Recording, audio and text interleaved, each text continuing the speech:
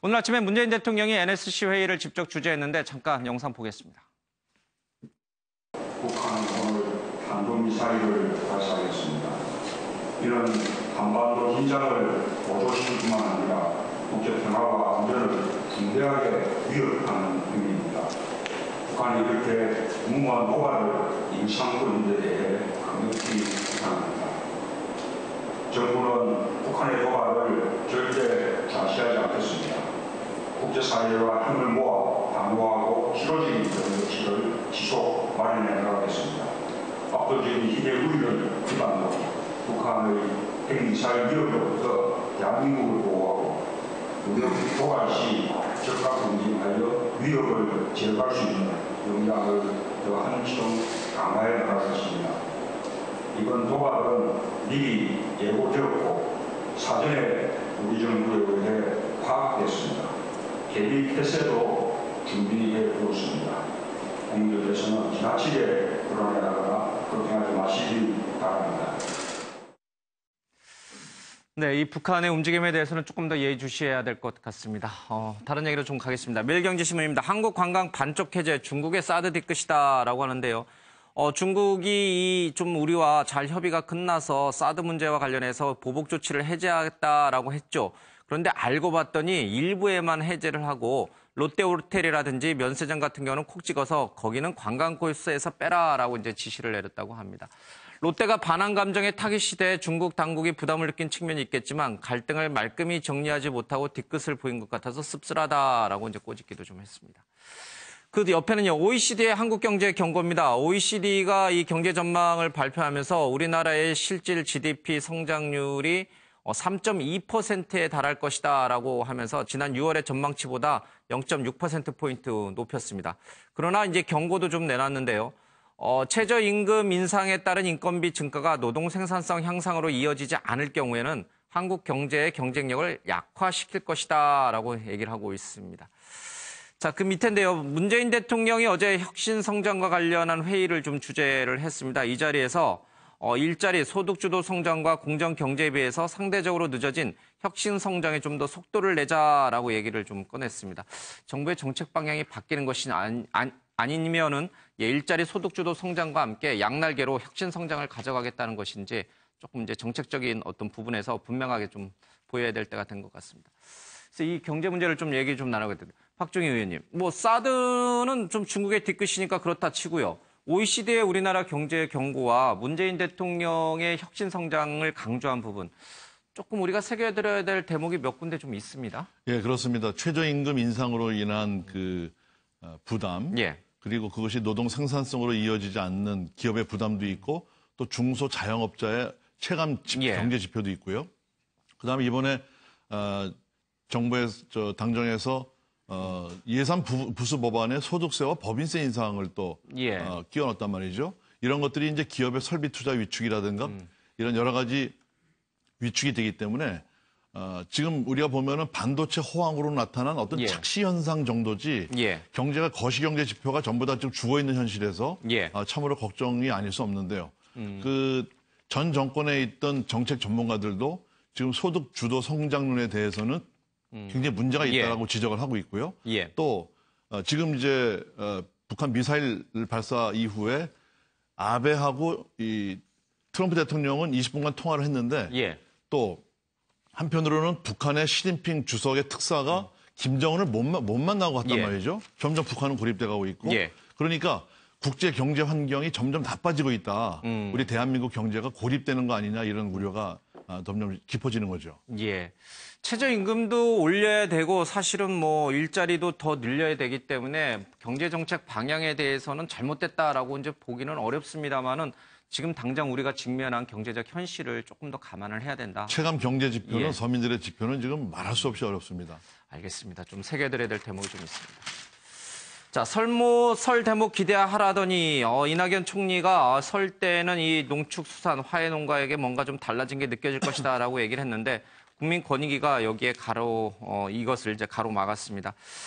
음식물 선물과의 경조사비를 좀 상향 조정하는 부분에 대해서 부결시켰는데 얘기를 들어보면 비상임위원을 중심으로 청탁금지법 개정 자체에 대해 반대하는 목소리가 있어서 당장 개정하기는 어려워 보인다 이런 얘기를 좀 하고 있습니다.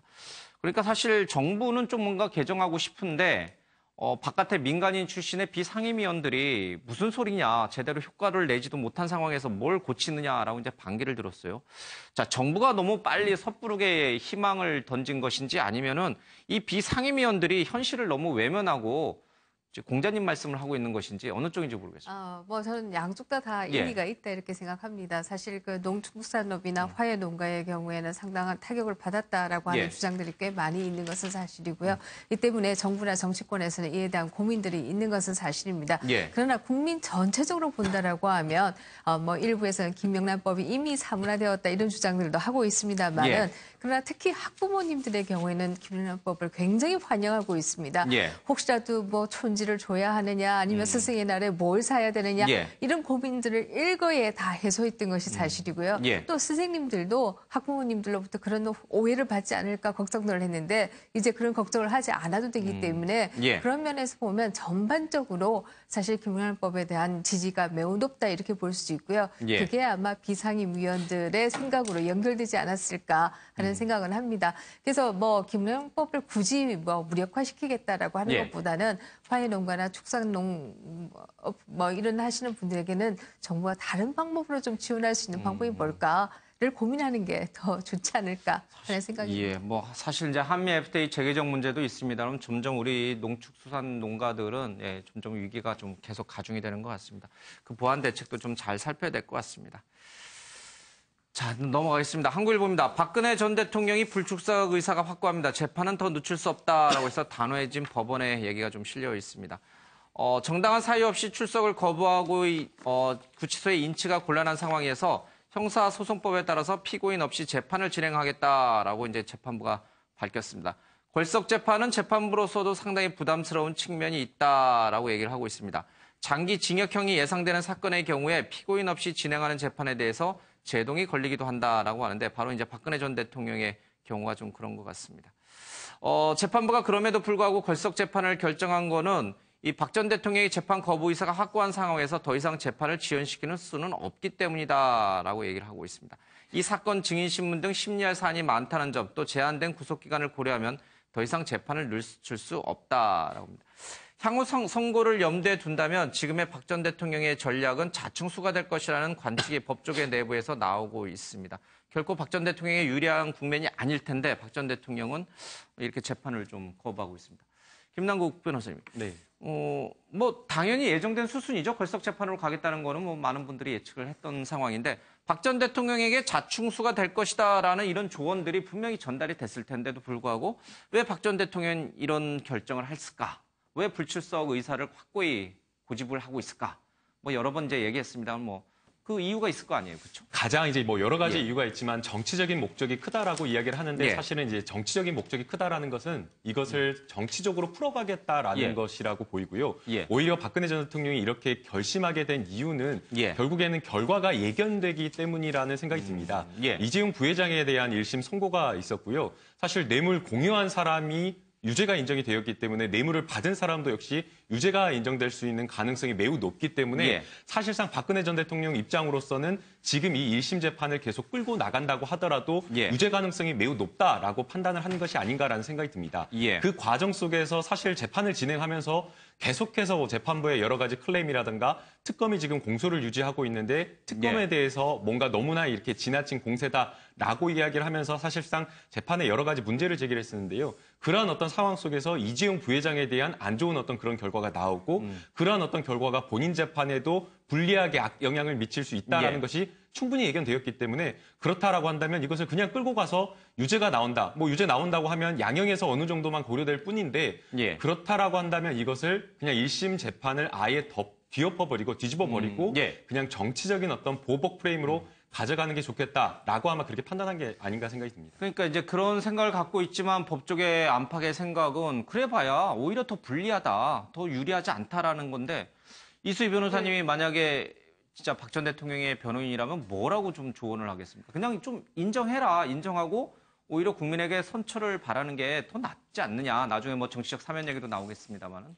그러니까 이제 개인 박근혜, 피고인으로서의 박근혜와 정치인 박근혜는 많이 다르다는 거죠. 저는 뭐 지금 남아있는 건 정치인 박근혜로서의 뭐 앞날에 대한 그 플랜이라고 생각이 들고, 뭐 여기에 재판에 성실히 임해서 뭐 몇 년 낮게 받으면 그게 무슨 의미가 있냐는 거죠. 지금 박 전 대통령이 원하는 거는 벌석 재판으로 유죄가 났을 때 그 유죄의 그 정통성을 계속 그 선고의 그 정통성을 계속 흔들 수 있다는 거죠. 그거를 바라는 거지 지금 뭐 몇 년 더 적고 많고는 의미가 없다는 거예요. 어차피 뭐 너무 앞서가는지 모르겠습니다만 박 전 대통령에 대해서는 사면을 안 할 수가 없는 거거든요. 이게 뭐 여론이 또 어떻게 그 급변을 할지는 모르지만 그래도 전직 대통령을 계속 뭐 수용 생활을 하게 한다는 거는 굉장히 정치권으로서는 굉장히 부담스러운 거란 말이에요. 그러면은 사면이 예정되어 있다라고 했을 때 뭐 그러면은 몇 년 좀 덜 살겠다라 그렇게 판단할 수 있지만 그런 그 수를 둔 거는 아니고 그리고 박 전 대통령만이 할 수 있는 플랜인 거죠. 이게 이런 열성 지지층이 없으면 그 수가 얼마든 간에 감히 내놓을 수 없는 수인데 그런 열성 지지층이 있고 그리고 본인의 또 특유의 성격상 이 재판부에서 유죄를 나는 도저히 못 받아들인다라는 그런 의미인 것 같습니다. 근데 사실 이제 이 법이라는 거, 재판이라는 게 당신이 무엇을 잘못했는지 그 죄에 대해서 다시 한번 생각해봐라. 그리고 이제 뭔가 좀 뭐 마음의 반성부터 시작해서 여러 가지 이제 행동의 변화를 좀 한번 이끌어내봐라. 그런 의미가 있는 거잖아요. 근데 이게 계속 이 상태로 가면은 국민 감정도 이게 사면 안 된다는 쪽으로 갈 가능성이 높아요. 박근혜 전 대통령에 대한 사면 이야기를 꺼내는 순간 어떤 정치인도 사실 국민의 비판으로부터 자유롭지 않다라고 보이고요. 과거에는 어떤 정치인에 대해서 사실 사면이라는 것이 통합이라는 명목하에 이루어졌는데 시대적인 어떤 분위기가 상당히 많이 바뀌었습니다. 뭐 전두환 전 대통령이라든가 노태우 전 대통령에 대한 사면이 이루어졌을 때에는 뭐 국민 통합에 대한 어떤 명분 아래, 미명 아래 되었지만 그 당시에도 여론이 굉장히 안 좋았습니다. 그러나 이번에 박근혜 전 대통령 같은 경우에는 사실상 탄핵까지 간 사상 최초의 그런 대통령이기 때문에 국민이 여기에 대해서 사면을 한다라고 하면 결코 용납할 수 없다라고 보이고요. 사실 박근혜 전 대통령이 지금 이렇게 불출석하는 거 본인에게 정말 매우 불리한 거라고 생각이 됩니다. 지금 아직 결론이 난 사건이 아닙니다. 사실 이 재판부가 재판을 시작할 때부터 예단을 갖고 있지 않다라고 하고 있고 이것은 정치적 사건이 아니라 정말 공정하게 진행하겠다라고 하면서 사실상 유영하 변호사가 요구한 여러 가지 어떤 절차적 진행에 대해서 굉장히 많이 배려를 하고 재판 진행에 있어서도 굉장히 공정함을 유지하려고 굉장히 노력했습니다. 그렇다라고 하면 박근혜 전 대통령이 재판에 철저하게 임해가지고 오히려 법리적으로 다툴 부분 다투고 사실이 아닌 부분은 정말 소명을 적극적으로 해서 아니라고 주장을 하는 게 국민에게 나중에 더 떳떳하게 이 재판 결과를 가지고 이야기할 수 있을 텐데 아예 이렇게 사법부 자체를 무시하고 재판에 이렇게 법원의 판단을 받지 않겠다라고 하는 것이 오히려 박근혜 전 대통령에게 정치적으로 더 안 좋은 영향을 미칠 것으로 보입니다. 박 전 대통령이 어렸을 때부터 이제 정치를 했잖아요. 영부인 퍼스트레이디 역할을 하면서 잘못 배운 건가요?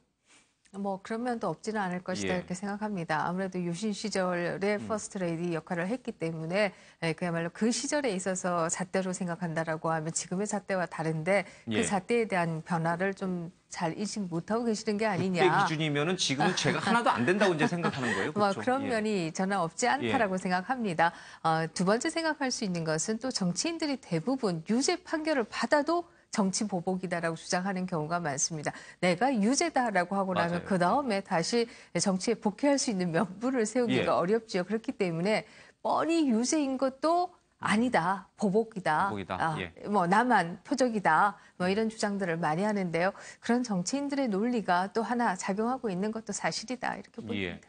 근데 참 좀 잘 이해가 안 되는 게 사실 박근혜 전 대통령은 천막 당사부터 해서 지금 자유한국당 전 새누리당 뭐 이제 신한국당까지 위기가 올 때마다 당의 위기가 올 때마다 박 전 대통령이 나서서 그 위기를 수습해 나가는 정말 뭐 어떤 분들은 정치 10단이라는 얘기까지 했는데 그렇게 민심을 잘 읽고 흐름에 대해서 어떻게 해야지 우리가 살 수 있고 또 앞으로 나아갈 수 있는지를 기가 막히게 타이밍을 잘 잡아왔던 분인데 왜 본인 문제에서만큼은 이렇게 민심의 흐름을 못 읽고 있을까? 저는 정치인이 어떤 사람과 함께 정치를 하느냐에 따라서 굉장히 달라진다라고 하는 것을 박근혜 대통령을 통해서 봤다 이렇게 생각합니다. 2004년부터의 박근혜 전 대통령의 리더십과 2012년부터의 리더십은 저는 완전히 달라졌다라고 하는 것을 탄핵 이전에 2012년에 제가 그런 얘기들 참 많이 했는데요. 2004년 그 당시에 박근혜 전 대통령은 사실 그 당시에 열린우리당보다도 2006년 지방선거나 이런 경우에서 더 많이 국민 경선을 하고 뭐 했었습니다. 그래서 그 당시에 가장 많이 얘기했던 것 중에 하나가 정당 민주화를 얘기했고요. 그 때문에 제가 어떤 그 학회 발표에서도 뭐 박정희는 민주화를 탄압했을지 몰라도 박근혜 대통령은 오히려 박근혜 대표는 오히려 정당 민주화에 기여를 하고 있다 이런 평가를 내린 적이 있었습니다. 그러나 2012년 총선 공천에 와서는 2004년, 6년에 봤던 모습과 완전히 달라졌어요.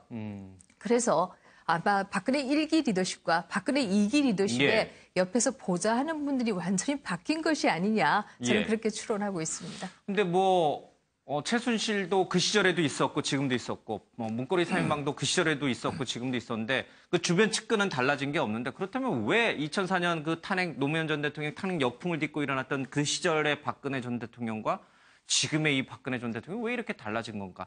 눈과 귀를 가리는 간신들이 그때는 없었고 지금은 있는 건가? 뭐 이런 생각도 좀 듭니다. 본인의 어떤 성장 과정이나 정치 과정이 이렇게 만든 것 같습니다. 또 은둔형 리더십. 그러니까 그런 게 왜 2004년에는 드러나지 않다가 대통령 되니까 드러나는 거죠? 대통령과 일개 국회의원하고는 또 당대표하고는 차원이 완전히 틀리죠. 그렇기 때문에 그런데 저는 이번 벌속 재판을 이렇게 할 수밖에 없는 현실이 참으로 가슴 아픈 게 구속 초기에 뭔가 잘못된 거죠. 재판 전략을 투 트랙으로 갔어야 되는 거죠. 하나는 모든 정치적인 책임은 내가 진다. 그렇죠. 시킨 사람들에 대해서는 나를 따른 사람들에 대해서는 죄가 없다라는 얘기를 해주고 그 다음에 뇌물을 받지 않고 정말 구국의 일념으로 했던 여러 가지 정책적인 데에 대해서는 법리를 다투고 이랬어야 되는데 이게 그냥 모든 게 죄가 없다 하는 식으로 입을 닫고 재판을 받다 보니까 이제 정치적으로 벌속 재판으로 가서 나중에 정치 보복을 당했다는 주장을 할 수밖에 없는 이런 막다른 골목에 따른 것 같아서 참으로 저도 안타깝습니다. 그러니까요, 2006년과 2012년에 사람이 안 바뀌었다라고 말씀하셨는데요. 그러나 또 상당히 바뀐 것도 사실입니다. 최순실이나 뭐 3인방은 그대로 있을지 몰라도 2006년에는 유승민 의원이 비서실장이었고 이해운, 유승민 뭐 이런 소위 개혁파가 주변에 있었다라고 한다면 2012년에 그분들은 다 아웃이 된 상태였죠. 그렇죠, 맞아요. 무슨 뭐 배신의 정치인이 뭐니 하면서 오히려 충신들을 멀리 글쎄요, 유승민이 현직의원인데 충신이라 말하면 좀 그렇고 어쨌든 그런 사람들을 좀 멀리하고 그랬던 것도 패착이 될 수 있다. 알겠습니다. 박근혜 전 대통령의 이 수순은 어떻게 되는 겁니까? 지금 이제 벌석 재판이 진행이 되고 재판은 어차피 신경 안 쓸 거니까요. 이제 구치소 내에서 생활을 하는데 지금 병원을 가는 일이 잦아지고 있어요. 이렇게 되면은 이제 뻔히 보여요, 앞이. 어째 병원을 자꾸 가면서 이제는 호소를 하고 그러면서 병부석으로 나올 가능성 내지는 뭐 병원에 입원해 있을 가능성 뭐 여러 가지들이 또 시나리오로 전개되는 건가요? 지금 이제 이렇게 아예 재판을 보이콧하게 되는 계기가 이제 구속기간 연장 때문에 그렇게 된 거였죠. 그러고 나서는 또 수용 생활이 길어지면서 허리도 아프고 무릎도 아프고 뭐 그런 증세는 나올 거예요. 뭐 그게 아주 없는 병을 꾀병으로 부르는 거는 아닐 거고 뭐 수용 생활이 굉장히 힘드니까 다만 이제 저런 모습들을 계속 비춰주는 거는 이렇게 보이고자 하는 거는 바라는 바가 있죠. 그게 뭐 병보석이 됐든 아니면 형 집행정지가 되든 뭐 이런 것들도 좀 염두에 두고 있는 거 아닌가. 그리고 계속 지금 박 전 대통령으로서는 제일 불리한 게 시간이 박 전 대통령 편이 아니고 시간이 흐르면 흐를수록 잊혀져 간다라는 거예요. 이렇게 지금 뭐 재판이 열리고 좀 보이콧을 하니까 그나마 이렇게 보도가 되는 거지. 아니라 그러면은 지금 박 전 대통령과 관련된 다른 공범들 사건은 아마 많은 분들이 그렇게 크게 관심 안 가질 거예요. 그냥 뭐 1심에 유죄 났대더라 정도인 거지. 서서히 잊혀져 가고 있어요. 저는 그래서 잊혀져 가고 있다라는 것이 본인에게 가장 불리한 상황이 아닌가 싶고 하지만 그렇지만 여하튼 정치적인 그 플랜으로 계속 뭔가는 바라고 있는 게 아닌가. 내년에 지방선거를 앞두고 또 어떻게 뭐 판이 바뀔지는 또 모르겠습니다. 앞서 이제 잠깐 이제 이 서울구치소장과의 이제 대화가 이제 CG로 이제 화면에 나갔는데 좀 재판에 가라라고 이제 설득을 했더니 내가 이미 한 번 말하지 않았느냐. 내가 한 번 이미 말했는데 왜 자꾸 나에게 이러느냐라는 식으로 이제 아마 좀 불쾌감을 표시한 것 같아요. 여전히 이제 박 전 대통령 입장에서는 글쎄요, 뭐 구치소장이 와가지고 나한테 저런 얘기 하는 것 자체가 불쾌하게 아마 느꼈을 것 같습니다. 근데 구치소장도 지금 지회를 못 들어간다는 기사가 얼마 전에 실렸어요. 24시간 관사에서 대기하면서 혹여나 어떤 일이 벌어질까 뭐 그런 노심초사하는데 빨리 그래서 뭐 외부 병원에 입원시키는 것도 뭐 검토해야 된다 이런 얘기가 그때 신문에 좀 나온 적이 있는데 가능성이 있는 얘기인가요? 가능성 같은 경우, 그러니까 박근혜 전 대통령이 아프다라고 한다면 사실 입원을 시키는 게 맞다라고 보입니다. 그러나 이게 박근혜 전 대통령이어서가 아니라 구치소에 있는 모든 사람들이 정말 입원의 필요성이 있다라든지 치료가 필요하다라고 하면 그러한 점에서 구치소에서도 사실 아직 유죄 확정이 된 사람도 아니고 미결수이기 때문에 의료와 관련된 부분은 전적으로 다 해줄 수 있는 건 해주는 게 맞다라고 보입니다.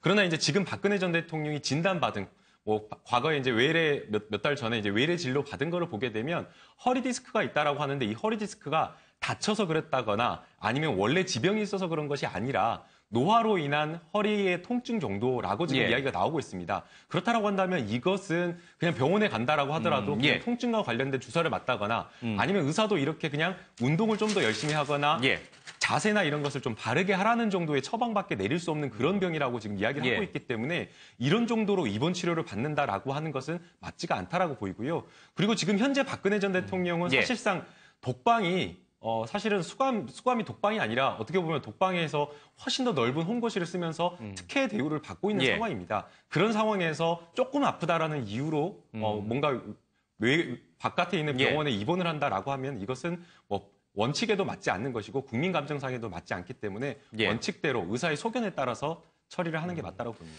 뭐 집에 못 들어가고 계속 관사에서 머물고 있는 이 교도소장이나 교도관들 입장에서 보면 박 전 대통령이 차라리 병원에 입원하는 게 낫겠다. 뭐 그런 이제 뭐 생각도 할 법하긴 합니다만 어쨌든 그렇게 쉬운 건 아니다. 이 박근혜 전 대통령 국선 변호인들이요, 생각보다도 훨씬 더 강도 높게 박 전 대통령을 변호하고 있다. 이런 얘기가 지금 신문에 실려 있습니다. 뭐 앞서 잠깐 얘기했습니다만 피고인이 전직 대통령이라는 점을 감안하면 강제로 출석시키기 곤란하다라는 이제 걸석 재판의 이유를 좀 설명하고요. 그 밑인데요. 국선 변호인들은 첫 재판부터 검찰과 신경전을 벌였는데 이 태블릿 PC에 대한 이 국가수의 감정 결과를 놓고서요.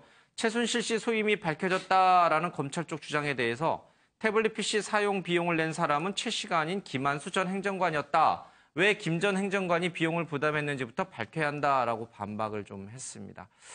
그리고 이 녹음 파일과 관련해서도요. 검찰이 적법한 절차로 이 정호성 녹음 파일을 압수한 것인지 따져봐야 한다. 그리고 이에 대한 대비가 덜 됐으니 증거 조사를 미뤄달라 이렇게 요청하기도 좀 했습니다. 이 재판에 참석하고 있는 변호인 중에 한 분의 얘기인데 우리는 피고인 방어권 보장을 위해서 최선을 다할 생각이다라고 얘기를 좀 하고 있습니다. 자, 국선 변호인들의 얘기 좀 잠깐 듣고 이 얘기 좀 짚어보겠습니다.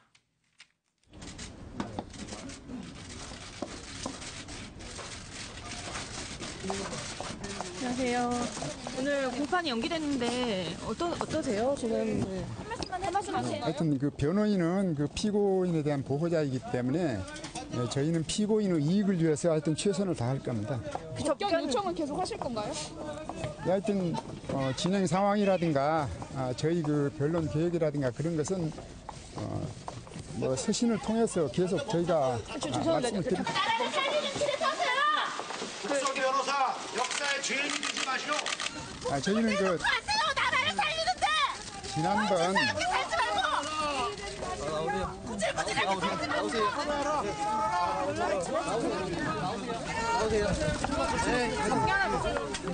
네, 박 전 대통령 지지자들은 저 국선 변호인들이 못 믿어온지 막 이제 저렇게 뭐라고 하시지만 실제로 지금 이 기사에 나왔지만 국선 변호인들이 굉장히 그러니까 박 전 대통령 입장에서 봤을 때는 잘 변호해주고 있는 것 같아요. 특히나 지금 저는 이 기사를 보고 깜짝 놀랐는데요. 이 지금 검찰에서 정호성 전 비서관의 녹음 파일, 압수한 녹음 파일을 들어보자. 이게 이제 증거 조사를 하면 또 풀어봐야 되거든요. 근데 거기에 대해서 지금 국선 변호인 측에서 그 압수가 적법한 절차에 의한 압수인지 먼저 밝혀져야 된다라고 얘기를 했어요. 유영하 변호사가 이런 그 반론을 제기했다 그러면 트집 잡는다고 볼 수 있겠지만 그리고 특검에서 그거 압수하는데 적법 절차를 안 지켰겠느냐라고 믿을 수밖에 없잖아요. 그러니까 유영하 변호사가 그런 지적을 했다 그러면 트집 잡기로 들렸을 텐데 국선 변호인이 이게 적법 절차에 의한 압수인지 먼저 알아봐야 된다라고 얘기를 하니까 조사를 해야 된다고 얘기를 하니까 저는 너무 뜨악스러운 거예요. 이게 특검에서 가장 기본적인 거거든요. 압수를 하는 데 있어서 영장이라든가 아니면 그 형사소송법에 있는 그 절차를 지키는 거는. 그럼 그게 지금 기록상 잘 드러나지 않을 정도라고 하면은 좀 많이 갸우뚱해지는 거죠, 이게. 물론 내달 11일 날 재판에서 이게 이제 적법 절차에 압수인지 아닌지 밝혀지겠지만 뭐 만일 아니라고 하면은 거기서 나온 다른 막 조서들도 이 그 파일에서 나온 기인한 조서의 조사도 많을 텐데 좀 특검이 뭔가 좀 허술하게 일을 한 것도 있지 않나라는 저는 좀 그런 기우를 하게 됩니다. 이 기사를 보면서. 어쨌든 국선 변호인들이 좀 날카로운 부분을 끄집어냈다 이런 뜻이군요. 열심히 하겠다라고 하는 것으로 보이고요. 만약 이제 국선 변호인들이 열심히 하지 않는다라고 한다면 사실 국선 변호인들이 열심히 하지 않아서 이런 결과가 나온 것이 아니냐라는 책임을 물을 수도 있기 때문에 아마 국선 변호인으로서는 피고인의 이익을 위해서 최선을 다할 수밖에 없다라고 보이고요. 지금 이제 정호성 전 비서관의 녹취록과 관련된 압수수색 절차에 대해서 문제를 제기를 하는 것은 아마도 조금은 절차상 문제 제기를 하면서 시간을 벌고자 한 것이 아닌가라는 생각이 듭니다.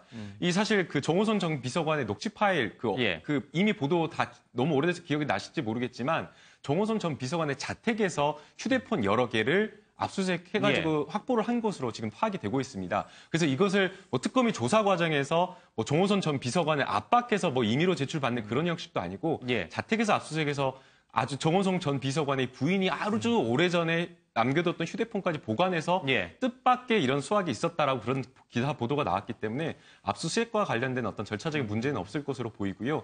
다만 이제 뭐 여러 가지 지금 그 국선 변호인들이 법리적인 어떤 주장을 하는 것을 보게 되면 박근혜 전 대통령을 접견을 하지 못하기 때문이라는 그런 생각이 좀 많이 듭니다. 만약에 지금 이제 정호선 전 비서관의 녹취 파일을 듣고 정호선 전 비서관을 불러서 증인신문을 하겠다라고 하는 것은 박근혜 전 대통령과 정호성 전 비서관, 최순실 씨와의 공범관계에 대한 이야기를 듣고자 하는 것인데 사실 이 공모가 성립하려고 한다라고 한다면 이 공모관계에 대한 기초적인 어떤 사실관계에 대해서 접견을 하고 박근혜 전 대통령을 접견하고 이 부분에 대한 박근혜 전 대통령의 이야기를 들어야 되는데 그런 이야기를 듣지 못하니까 결국에는 법리적인 어떤 주장을 통해서 조금 시간을 벌고 어떻게 변론을 할지 아마 그런 어떤 준비를 좀 하고자 하는 것으로 보입니다. 이수 변호사님 얘기 짧게 좀 듣고 우리 박준영. 그러니까 기사에 나온 내용하고 언론에 보도된 내용하고 재판에서 기록을 봤을 때는 다를 수가 있어요. 그래서 국선 변호인의 이런 그 지적 이런 방언은 그러니까 재판에서 기록을 보고 한 얘기들이기 때문에 그런 것 때문에 이걸 가지고 만약 유영하 변호사가 이렇게 얘기했으면 이게 또 박 전 대통령에 대한 비판으로 가잖아요. 이 시간 끌게 하고 있다. 근데 그렇게는 보지 말고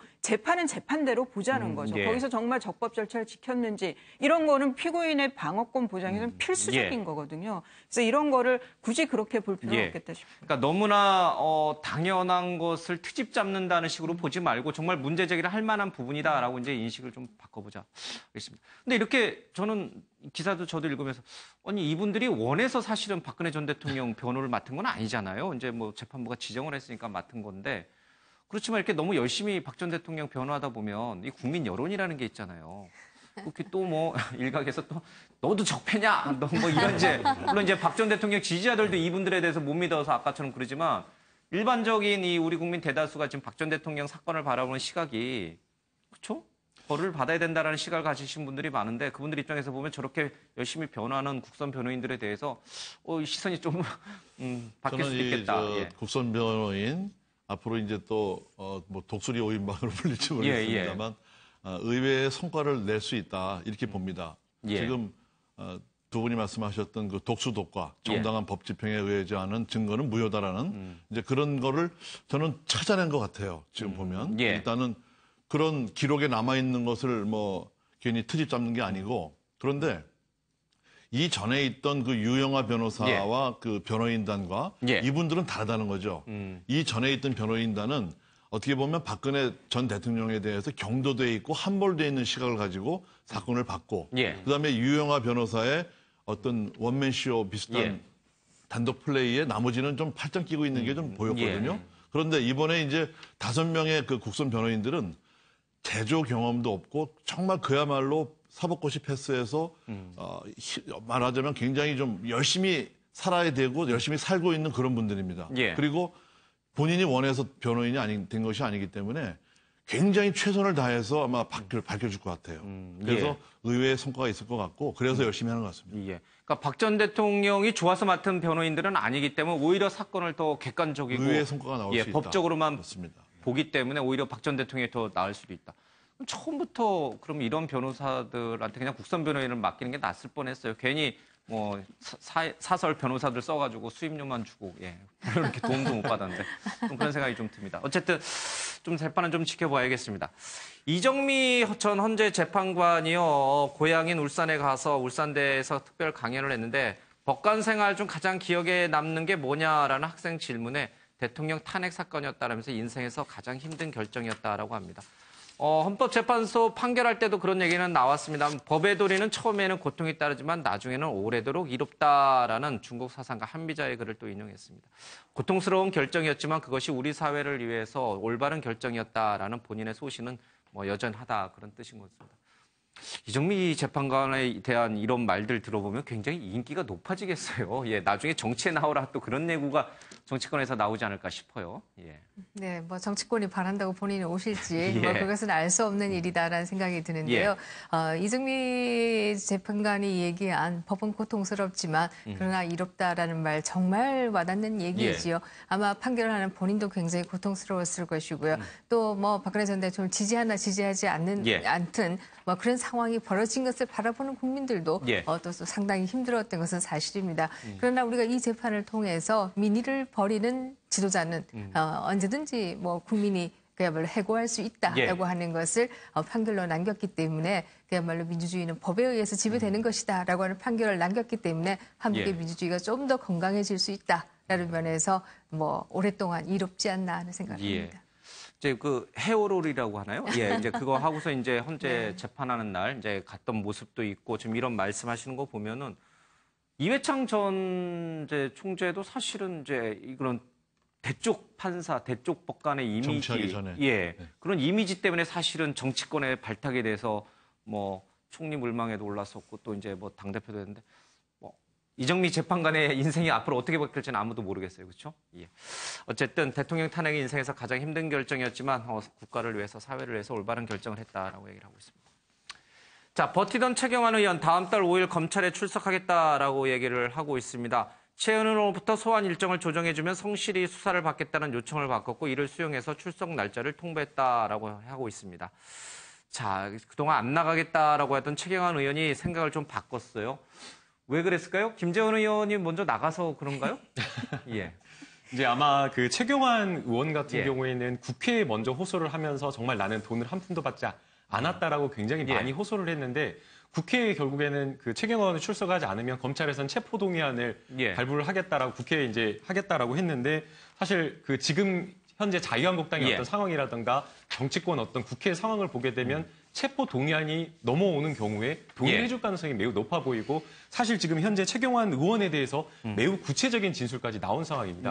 검찰에서 뭐 살아있는 권력, 뭐 국회의원에 대해서 아무렇게나 수사를 하지 않는다라고 했는데 지금 이현수 전 기조실장의 이야기를 보게 되면 본인이 직접 전달을 했다라고 지금 이야기를 하고 있고 전달을 하기 전에 이 돈과 관련해서 이병기 전 국정원장에게 주겠다라고 하는 동의까지 받았다라고 하면서 이병기 원장도 여기에 대한 동의 진술을 확인까지 해준 상황입니다. 또 거기에 대해서 최경환 의원이 사실 이거에 대해서 반박을 하니까 또 한 번 더 내가 혼자 가서 전달한 것이 아니라 나와 함께 같이 가서 전달한 국정원 직원까지 있다라고 하면서 매우 구체적인 어떤 진술이 나왔기 때문에 현재 이 부분에 대해서 최경환 의원에 대한 어떤 일종의 편들어줄 수 있는 그런 어떤 국회의원이 없기 때문에 아마 최경환 의원으로서는 지금 현재 상황에서는 수사 자체를 피할 수가 없다. 차라리 검찰 수사를 받고 소명할 것은 소명하자라고 이렇게 전략을 조금 바꾼 것이 아닌가 생각이 듭니다. 그러면요, 최경환 의원 얘기 직접 한번 들어보도록 하겠습니다. 현 정권의 이 정치 보복성 편파 수사가 그 도를 지나쳐도 너무 지나쳐서 오늘 이 자리에 서게 됐습니다.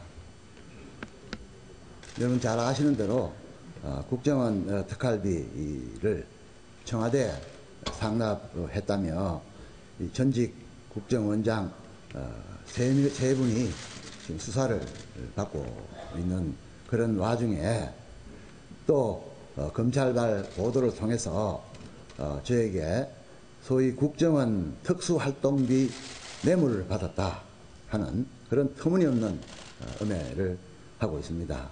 저는 국정으로부터 특수활동비 뇌물을 받은 적이 없습니다.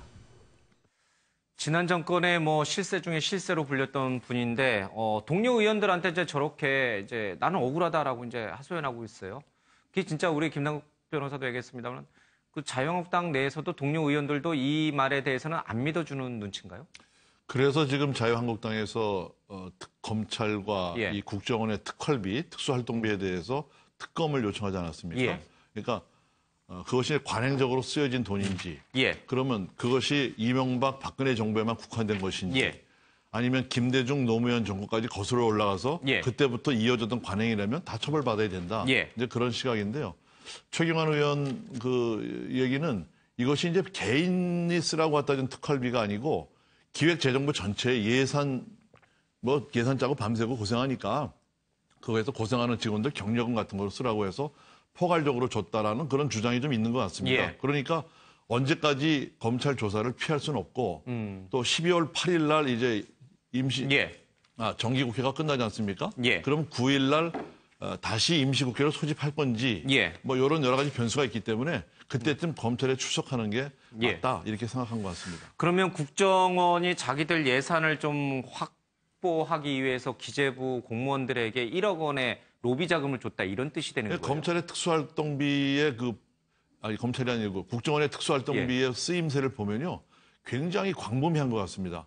청와대에도 갖다 주고 국회도 갖다 주고 정보위원회도 갖다 주고 기재부도 갖다 주고 그런 돈이 아니잖아요. 언론이나 뭐 다른 분야에도 갖다 준 돈이 있는 것 같은 이런 느낌새가 좀 보이거든요. 그러니까 그런 부분들이 전체적으로 이제 수사가 돼야지 어떤 개인에 대한 표적 수사다, 뭐 보복 수사다, 전 정권에 대한 뭐 이런 뿌리뽑기 수사다 이런 인식이 비춰지면 안 되겠죠. 근데 국정원의 특수활동비는 그렇게 로비 자금으로 쓰라고 이제 책정해 놓은 돈이 아니기 때문에. 그게 이제 영수증이 없이 이제 하니까 본래 용도는 뭐 국정을 운영하기 위한 뭐 대공 수사라든가 뭐 이런 쪽으로 쓰여야 되는데 그것이 이제 변질이 돼버린 거죠. 알겠습니다. 그러면 뭐 다른 부처에도 좀 주지 왜 기획예산처 예산을 갖고 있는 기획지정부만 줬을까?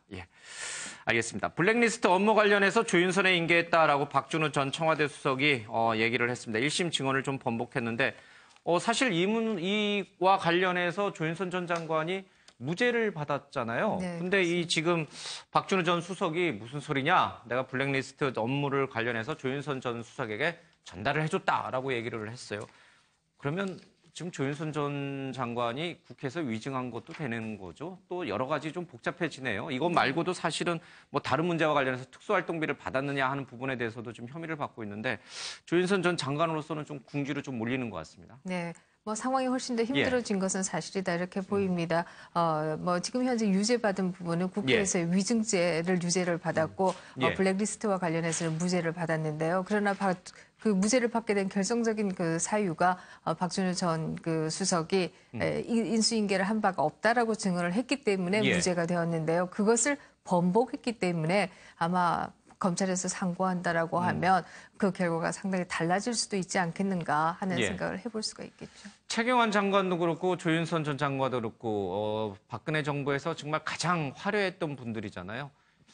좀 정치적인 말로가 별로 그렇게 썩 좋아 보이지는 않습니다. 물론 이제 최경환 전 장관은 좀 수사를 계속 지켜봐야겠습니다. 사실 우리 역대 정부의 소위 실세라고 얘기했던 분들 가운데에서 말로가 좋은 분들을 찾기가 정말로 하늘의 별 보기가 아닌가 하는 생각을 하게 되고요. 그런 면에 있어서는 정말 한국 정치가 아직도 나가야 될 바가 너무 크다 이런 생각을 하게 됩니다. 지금 조금 전에 박 의원께서 말씀하시길 언론도 물론이고 뭐 온갖 군데 다 국정원 자금이 가 있는 거 아니냐. 저는 안 받았어요. 뭐 이런 말씀을 하시는데 정말 그렇다라고 한다면 정말 대한민국은 말 그대로 부패공화국이다. 국민의 돈을 가지고 본인들이 그렇게 로비하고 다녀도 되냐라는 얘기를 할 수 있을 것이고요. 뭐 수사는 검찰에서 혐의가 있는 부분에 대해서 수사가 이루어지고 전반적인 수사는 안 되겠죠. 그러나 차후라도 이 특수활동비에 대한 국정조사나 이런 것들은 필요하지 않겠는가 하는 생각을 합니다.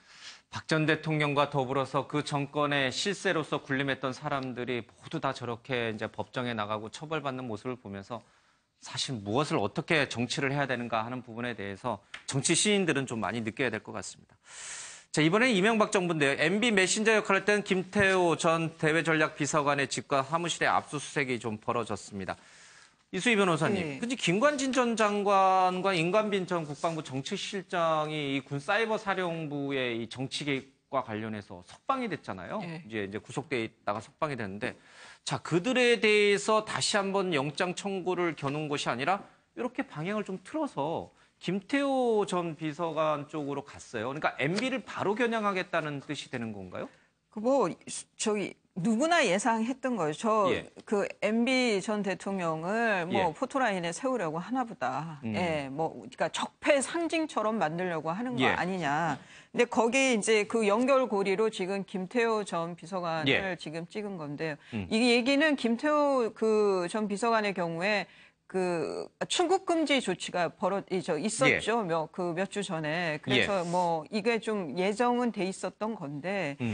계속 말씀드리지만 이것이 과연 이제 국격과 국익에 얼마나 도움이 되느냐. 앞서 국정원 예산도 얘기 나왔지만 어떤 제도가 이렇게 시간이 흐르면서 잘못 악용되어 오거나 편법으로 이용되어 온 그런 시스템이 적폐인 거지 어떤 특정인들을 가지고 적폐로 보고 청산 대상으로 하는 것이 과연 이게 근본적인 해결책이 되는 건지 여러 가지로 좀 문제 제기를 하게 됩니다.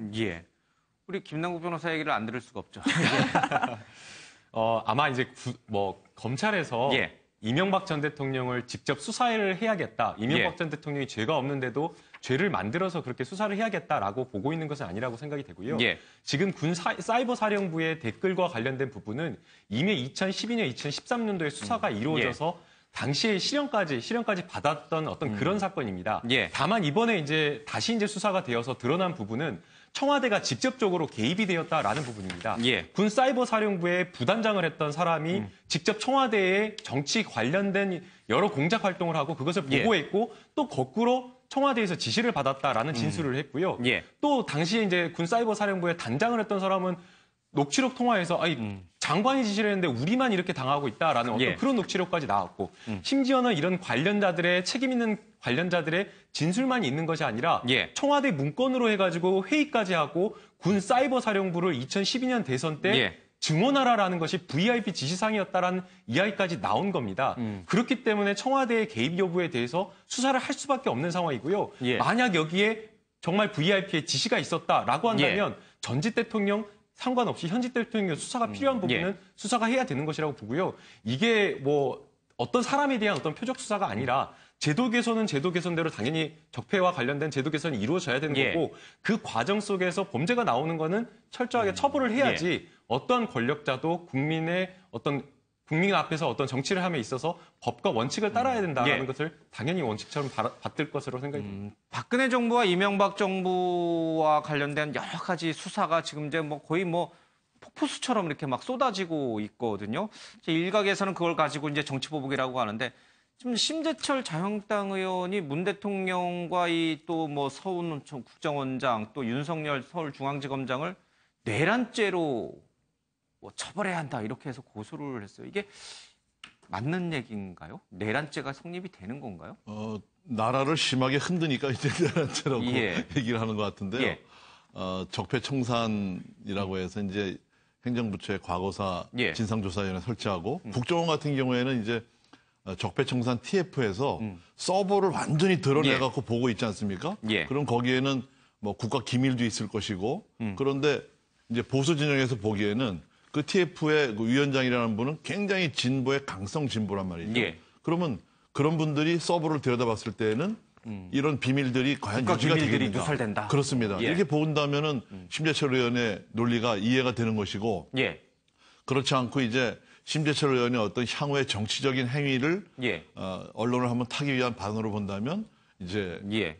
좀 신빙성이 떨어지는 얘기가 그렇겠죠. 근데 문재인 그런데요, 대통령을 이런 생각을 하게 내란죄로 됩니다. 고소한다는 게 이게 네, 예. 뭐 첫 번째는 어찌됐든 뭐 이명박 정부에 있어서 예. 사실 지금 뭐 사이버 사령과 사령부에 있어서의 예. 그 댓글이 어느 정도이냐 이것과 관련해서 논란이 있지만 예. 적어도 국정원이 개입한 것은 이것은 이미 이제 사실화된 거 아니겠습니까? 예. 그렇다라고 한다면 저는 이명박 전 대통령을 비롯해서 본인들이 먼저 사과하고 책임 있는 분들이 나서서 사과를 예. 해야 된다고 생각합니다. 예. 그러나 오히려 뭐 아무 이런 방구도 없고요. 지금 트럼프 행정부의 경우에는 트럼프 행정부가 들고 난 이후에 공화당 의원들이 25명이나 예. 이제 더 이상 정치를 하지 않겠다 이런 선언을 하고 있어요. 그러나 지금 어느 국회의원도 이명박 전 대통령이나 박근혜 전 예. 대통령하고 같이 했던 분들이 누구도 나는 더 이상 정치를 안 하겠다. 예. 나도 책임이 있다 이런 얘기 하시는 분이 안 계시고요. 그러나 그럼에도 불구하고 저는 이런 조사들이 정말 좀 적법하게 이루어져야 된다. 법적 근거를 가지고 예. 해야지 그런 법적 근거가 없으면서 조사를 하면 이것은 다음에 또다시 문제가 생긴다라고 예. 하는 걱정은 하게 됩니다. 내란죄에 해당되는 건 아니다는 뜻입니다. 알겠습니다. 이명박 전 대통령 블랙리스트 피해자에 배상하라라고 해서요. 이 방송인들이 어제 기자회견을 했습니다. 이 소식은 박진아 아나운서 얘기 좀 듣고 오겠습니다. 어제 문화예술인 34명이 이명박 전 대통령 등을 상대로 손해배상 청구 소송을 제기했습니다. 이들은 이명박 정부 당시 블랙리스트에 올라 피해를 받은 걸로 알려진 사람들입니다.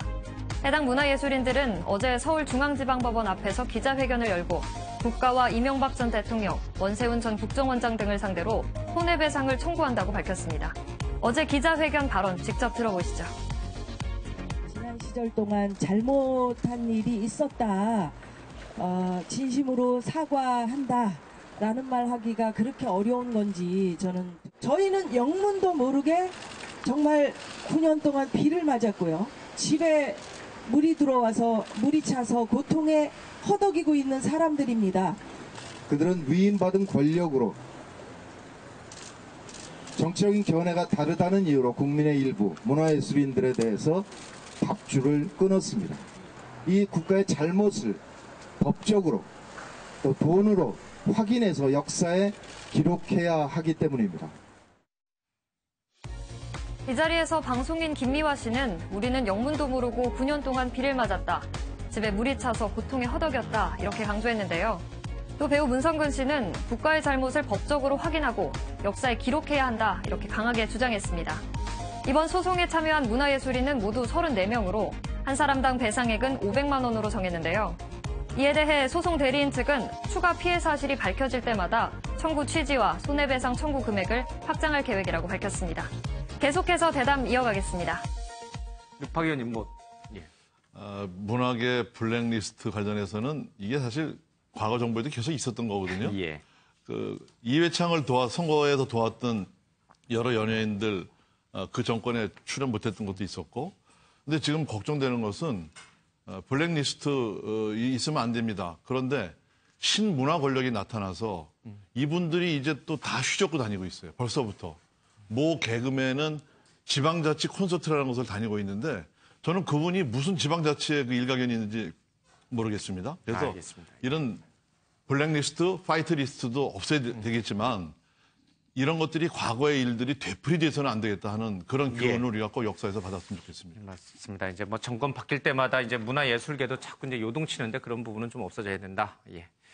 자, 배우 이미지 씨 안타까운 고독사인데 이렇게 사진을 보면은 좀 누군지 좀 알 수 있을 것 같아요. 예, 고독사라고 하는데 뭐 병 때문에 그랬을 가능성도 있습니다만은 우리 사회에서 좀 고독사하는 일이 좀 많이 있는 것 같습니다.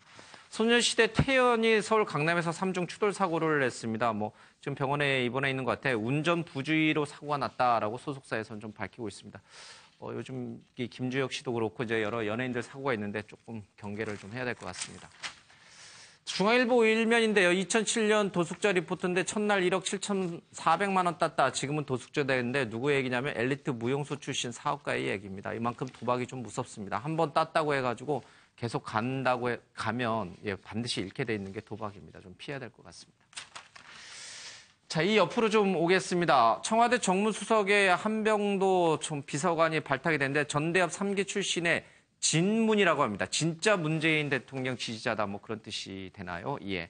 어쨌든 임종석 비서실장과 가까운 사람이긴 합니다만은 두 사람을 상하관계나 한 몸으로 보면 지금의 청와대를 제대로 이해할 수 없다 이런 얘기도 나오고 있습니다. 왜냐하면 이 한병도 수석은 광흥창 팀 그러니까 뭐 선거 캠프 초기에 멤버들인 거죠. 양정철 전 비서관을 비롯해서 진짜 권력의 실세 중에 실세다 뭐 이런 뜻이 되는 건가요? 예. 임종석 비서실장보다도 더 힘센 정무수석이 등장했다 이런 뜻인데 맞아요, 김남국 위원장님?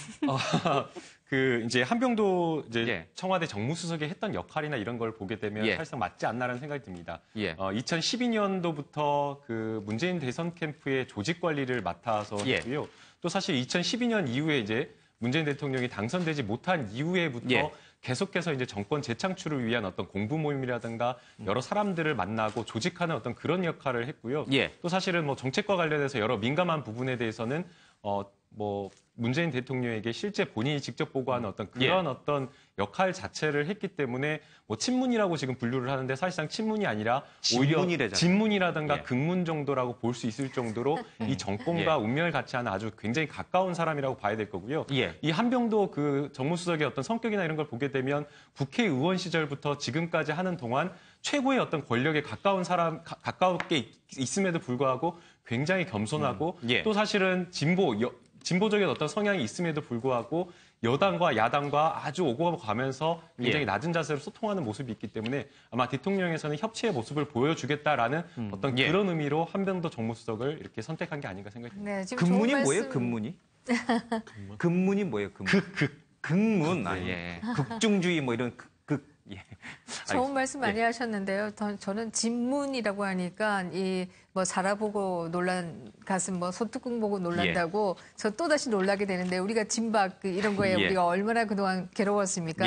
근데 또 진문이 넣으면 안 되겠죠. 그러니까요. 진박, 진문, 친박, 친문, 뭐 정치의 속성인가 봅니다. 자, 이 얘기 꼭 하고 좀 넘어가야 되는데 김명수 첫 대법관이 비서울대 여성 뭐 그래서 비호남이다 뭐 그런 얘기도 좀 나오고 있습니다.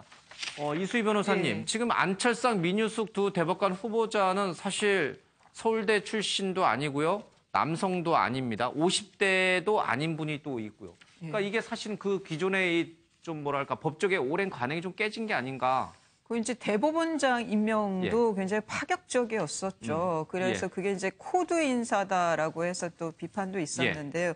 그러니까 메인스트림 주류가 바뀌고 있는 거는 좀 피부로도 느껴지는 것 같습니다. 근데 이게 이제 뭐 지금 그 영장 판사들에 대해서 막 개인적으로 그 정치인들이 막 비판을 하고 나오는데 그런 게 아니라 자체 내에서의 사법부 개혁으로 좀 잘 진행이 됐으면 좋겠습니다. 알겠습니다. 아이고, 오늘도 뭐 뉴스들이 굉장히 많은데 시간 관계상 다 못 다뤘습니다. 오늘 여기서 좀 정리를 좀 해야 될 것 같습니다. 좀 뭐 재밌는 기사들도 좀 몇 개 있는데 신문을 통해서 좀 확인을 좀 해보시기 바랍니다. 네, 오늘 시청해주신 여러분 고맙습니다.